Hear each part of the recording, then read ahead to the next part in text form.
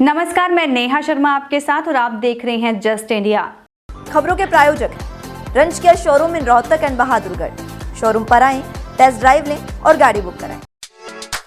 Oscar super speciality hospital and trauma centre.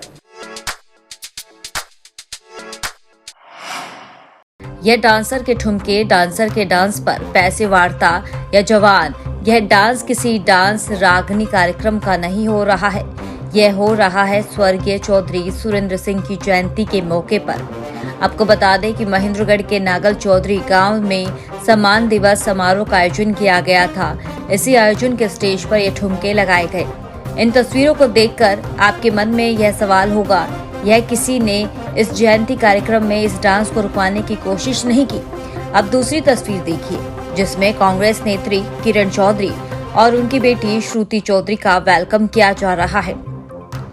Bulldozer से फूल बरसाए जा रहे हैं, पगड़ी पहनाई जा रही है, लेकिन दूसरी ओर इसी मंच पर जयंती के प्रोग्राम में यह डांस हुआ। ऐसे कार्यक्रमों में देशभक्ति गीत या रागनी गाई जाती है, लेकिन हरियाणवी डांसर का डांस, वह भी जयंती के मौके पर। ऐसा डांस तो नेताओं के कार्यक्रम में भीड़ जुटाने के लिए किया जाता है।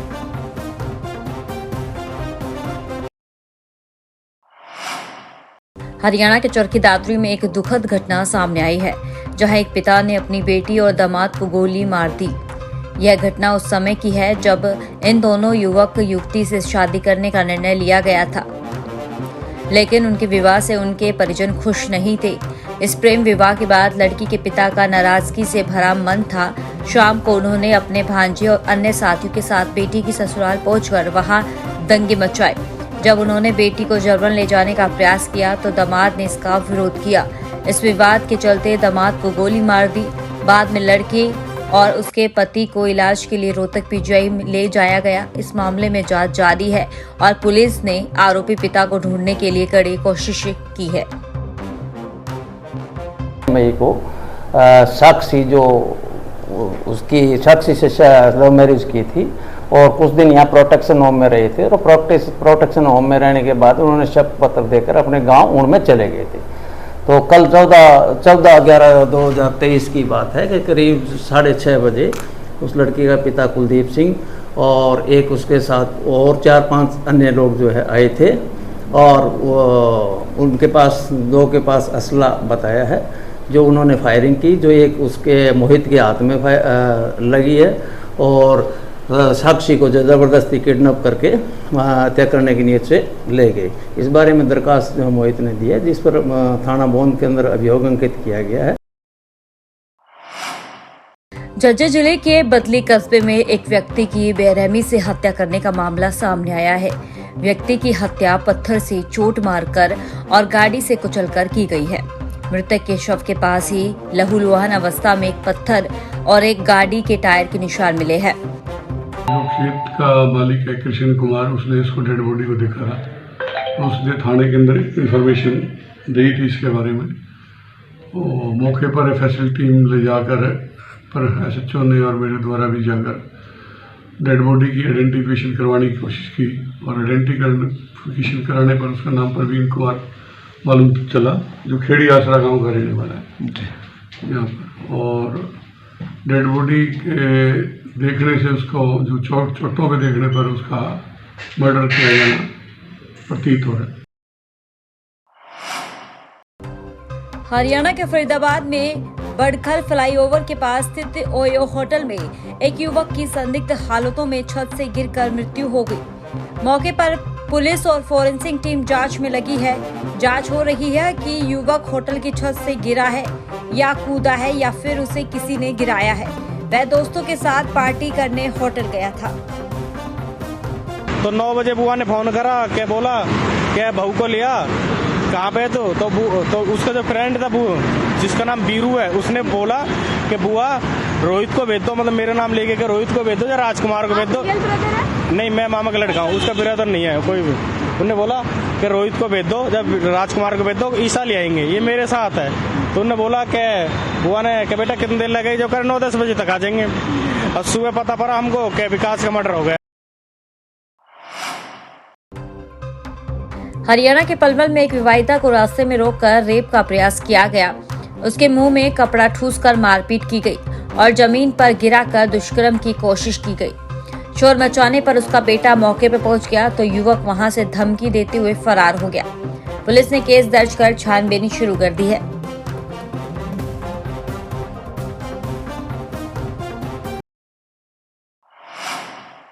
हरियाणा के सोनीपत में कुछ युवकों ने दिन दहाड़े एक मेडिकल स्टोर संचालक पर लाठी डंडों से हमला कर दिया। केमिस्ट अपनी शॉप पर बैठा था और उसी दौरान 3 से 4 युवक दुकान में घुसे, बुरी तरह से पीटकर हमलावर फरार हो गए। हालांकि इस दौरान आसपास की दुकानों पर लोग बैठे रहे, लेकिन किसी ने बदमाशों को रोकने की हिम्मत नहीं जुटाई। वारदात का सीसीटीवी फुटेज भी सामने आया है।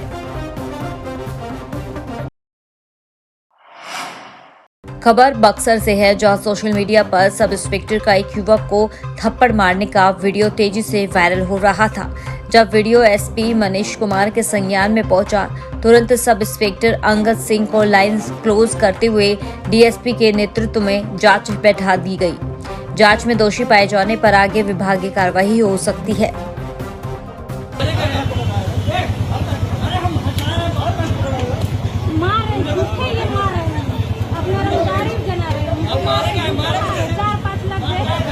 मीडिया वाले हैं ना, करिए उनको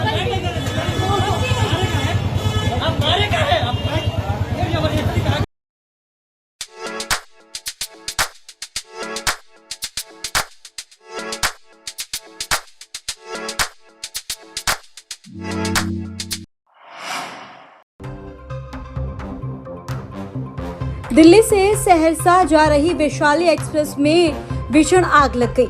आग ने S1 कोच को पूरी तरह से अपनी चपेट में ले लिया। ट्रेन में उस वक्त आग लगी जब रेलगाड़ी उत्तर प्रदेश के सराय भोपाल रेलवे स्टेशन से गुजर रही थी। बताया गया है कि जिस बोगी में आग लगी है उसमें क्षमता से अधिक यात्री सवार थे। आग लगने के बाद यात्रियों ने खिड़कियों से कूदकर अपनी जान बचाई। अभी तक किसी के हताहत होने की सूचना नहीं मिली है। हालांकि इस घटना में कई यात्रियों का सामान बोगी में ही जल गया।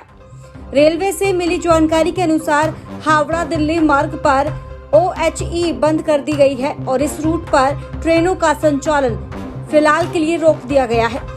16 ट्रेनें इस वक्त घटना की वजह से प्रभावित हुई है। आग क्यों लगी है, इसकी जांच की जा रही है। आग फैली थी, उसको यहाँ फायर टेंडर द्वारा बुझा दिया गया है। कोई भी कैजुअलिटी नहीं है।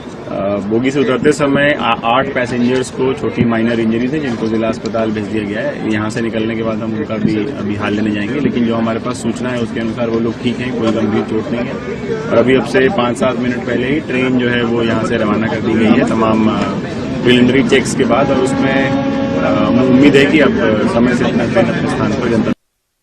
देखिए, वैशाली गाड़ी थी और ये दिल्ली से सहरसा जा रही थी और इसमें S6 में ये घटना हुई।